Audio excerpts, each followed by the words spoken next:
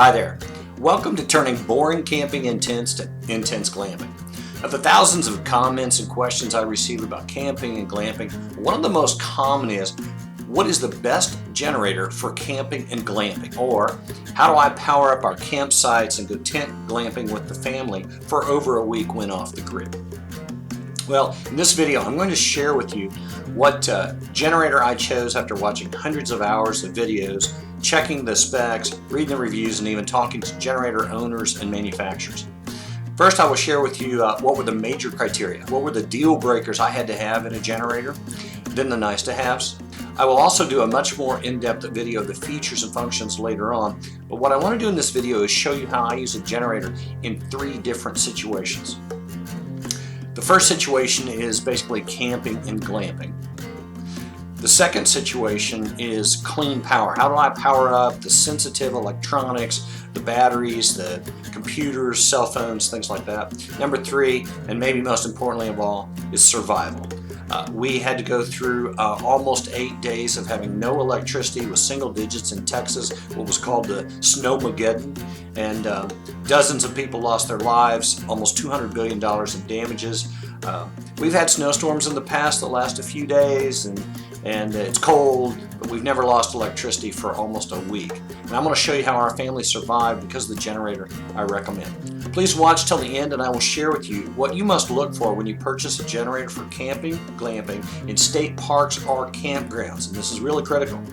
Hey, I'm working really hard to share with you superior ideas, strategies to take your outdoor camping and tent glamping to levels you never imagined, so please comment, share, ask questions, and also subscribe.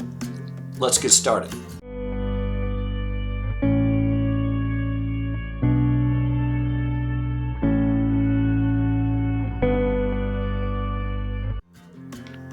What are the must-haves if you want to be able to do camping, glamping, you need clean power, and you want to do survival?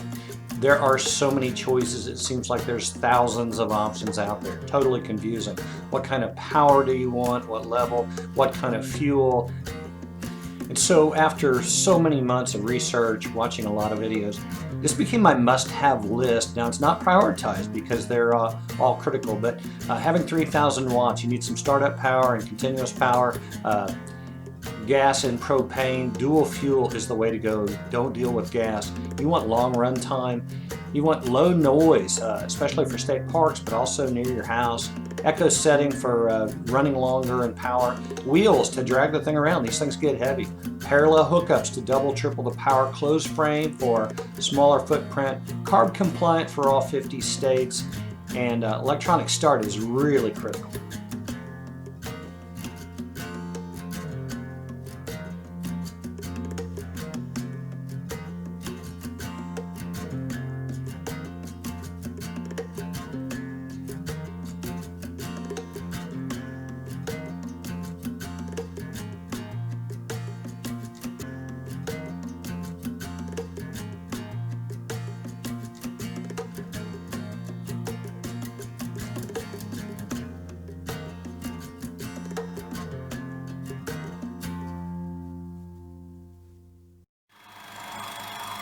So I'm using the generator right now, and I'm using 12-volt cord to actually run.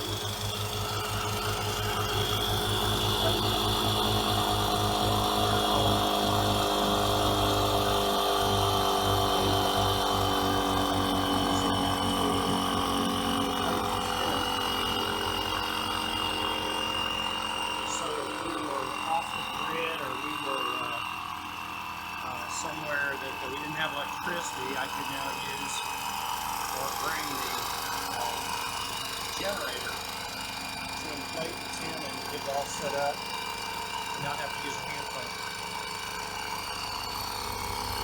So go each 7.5 PSI.